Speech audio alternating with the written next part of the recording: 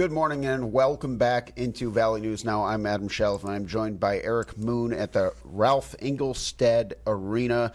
Eric, the hockey press conference just wrapping up at the end of the North Dakota Winter Sports Conference. And what a matchup we have coming to the Ralph this weekend. Western Michigan coming to town. Yeah, really ever since Western Michigan got off to that hot start of the season, and they haven't really cooled off since then, I've had this series circled on my calendar, and I didn't quite expect this to be a battle for the top of the NCHC, but that's exactly what we have. Three-way tie between Arizona State, Western Michigan, and North Dakota at the top of the conference. That's huge for UND after getting those 2 points on Saturday night in comeback fashion at Arizona State. This is another elite matchup for sure. With North Dakota and Western Michigan. It's just bring your popcorn pretty much for this game, for this series, because it's going to be a whole lot of fun to watch. As you mentioned, you got that three-way tie. Western Michigan, 7th in the pairwise, 4th in the USCHO. So kind of the top among those three who are all right at 19 points in NCHC play. Arizona State, 14th in the pairwise, 13th in the USCHO. And then North Dakota, 19 pairwise, 14 in USCHO. North Dakota and Arizona State obviously split. We haven't gotten to talk about that one yet. So before we dig a little bit more into the Western Series, what were some of your biggest takeaways from that tough test in Tempe?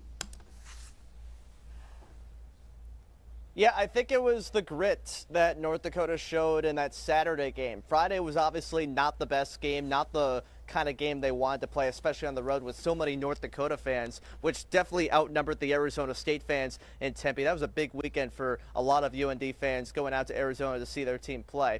But that Saturday game going down 3-2 late after the major penalty, which Brad Berry talked about today in the press conference, is something that he addressed in the room. The team addressed in the room very early on in this week, but coming back like they did on Saturday to get the 2 points and that OT victory, that was obviously huge for this group, because we're starting to see that a little bit more, the grit that this team is showing, where Brad Berry after the game talked about how this game compares to the Miami game on Friday night. Yeah, they didn't play their best game for sure in those first 55 minutes when they were down 4-2, but they scored 3 goals and got the regulation win anyway. The second St. Cloud State game where they erased three one-goal deficits. This team is showing a kind of grit that you need to have in order to make the NCAA tournament, especially in the spot UND finds themselves in now. You know, it's very interesting to kind of look at this Western Michigan series. This is a team that hasn't played in about 2 weeks. Do you think that's something that could play a factor into this game? Maybe a little bit of rust, or is it going to kind of be like early in the year? I believe it was Cornell. They hadn't played yet, and they came out just absolutely firing. Do you think that even plays a factor? I think it could be an advantage, actually, for the Broncos to have that rest versus the rust. And UND might have that in a couple of weeks here, because they don't have any games next week before going to St. Cloud State for another intense rivalry series, of course. That could be a bit of an advantage for Western Michigan. In the grand scheme of things right now, it just means that they have kind of an advantage in terms of games in hand at the top of the NCHC. They're in a three-way tie with North Dakota and Arizona State right now at the top, but it's Western Michigan that has 2 games in hand. They've only played 8 games in conference so far. UND and Arizona State have played 10. So they're using, I bet they use their week off as an advantage as well. And they also played some more games during that winter break period in late December, early January, in a tournament that UND had a little more time off for. So structuring the schedule structure for both teams really is a little bit different, but Western Michigan definitely wants to use that last week as rest versus rust. And when you look at that super tight race in the NCHC, what does North Dakota want to do to separate themselves, and what are they looking to do, not just against Western Michigan, but big picture as they look to continue to improve down the stretch? You only got 7 series left in the regular season, and it's time to climb. I'm going to use a cliche that Bradbury used not this week but last week. It's the same thing Kevin O'Connell said as well with the Vikings and pretty much every coach around the country. You go 1-0. every day, right? Just worry about the games in front of you, which right now that's Friday night against Western Michigan. That first game that they got to worry about. Go 1-0 that day, then go 1-0 on Saturday, because every game is just that important. You look at the NCHC standings, aside from the Miami Redhawks, any team could jump into at least a tie for first with a regulation sweep. Even going down to St. Cloud State and Minnesota Duluth in a tie for seventh of the conference right now. They could pick up 6 points in a weekend and theoretically be tied for first right now. That's how tight it is right now. So every game that important as we really dig into the second half here.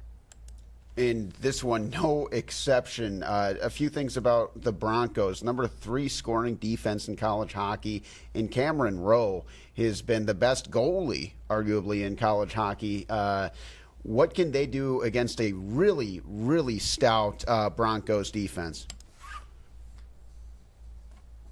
Yeah, Dane Montgomery talked about it a little bit in the press conference this morning. They got to get gritty. They got to get pucks inside. They got to get pucks to the net.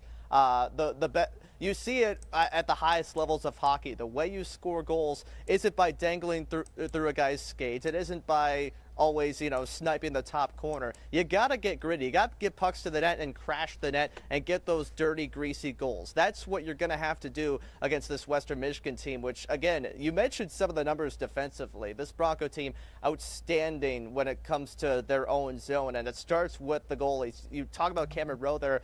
He's played 11 games. The other 7, Fargo Forest alum, War Road native, and now gold medal winning goalie Hampton Slakinski as a backup on that Team USA World Juniors squad. So that's a lot to contend with right there for North Dakota. We don't know who's going to start for Western Michigan, whether it's going to be Cameron Rowe for 1 or 2 games or Hampton Slakinski is going to come in for a game.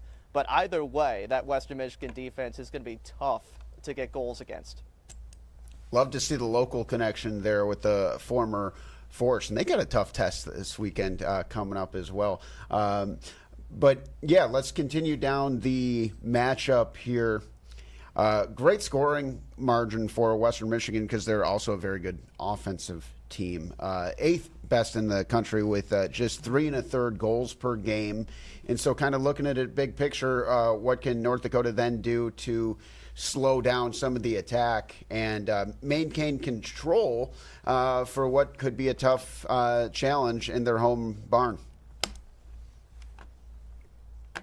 Yeah, it all comes down to fundamentals and discipline, right? I talked about getting pucks to the net and getting those greasy goals. You got to be fundamentally sound, not just in the O-zone, but all over the ice. Those 5-foot passes have to be crisp. Defensively, the breakouts have to be smooth, and you got to get some good goaltending as well. We don't know who's going to start for sure yet for both games. TJ Semptifelter was out due to a lower body injury in that Saturday game, but we'll see where he's at when this weekend comes around. But it's just got to be sound all over the ice. When you play a team like Western Michigan that is at the top of college hockey right now, or near the top with teams like Michigan State and Boston College, who they have picked up wins against this year, you just have to be fundamentally sound all over the ice. You got that pursuit for playing a perfect 60 minutes is always there, but especially so when it's 2 elite teams going head to head.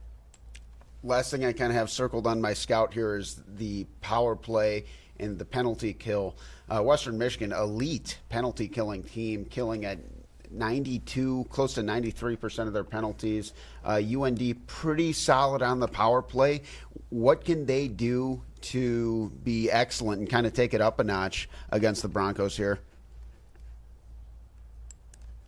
Yeah, along with playing a full 60 minutes, one of the other things that Brad Berry mentions most weeks at these press conferences is that special teams are always going to be a factor, right? You got to be disciplined. You cannot take dumb penalties or really that many penalties at all against a team like Western Michigan or any team, really. You don't want to give the other team as many power play opportunities as you get. And you got to take advantage of those opportunities. You mentioned Western Michigan's power play. UND's power play also fantastic. That's going to be a huge factor. Maybe the biggest matchup of the weekend is that UND power play against the Western Michigan penalty kill, because those are 2 elite units going head to head there. But it's really going to come down to the discipline and how many opportunities you give the other team and if you can capitalize on your own.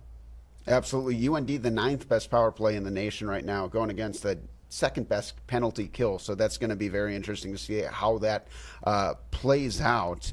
Eric, anything else you want to get into before we let you head back to Fargo here? Yeah, just a little bit more on the series here. Obviously, I mentioned it's going to be a huge matchup. Western Michigan, one of the top teams in the country. This is a huge weekend for UND to try to make up some ground in the pairwise. The split against Arizona State, even though Arizona State got the majority of the points in that series, UND still moved up one spot in the pairwise. Maybe if you can start building up some sweeps, they can move up a little bit more to get to a better position. But right now, for them, it's about going 1-0. And I'll be here Friday night for full coverage of that Western Michigan game. So stay tuned here on Valley News Live. Excellent. Thank you, Eric. Safe travels. We see you back at the station later today. And thank you, everyone, for tuning in to Valley News Now. We'll see you next time.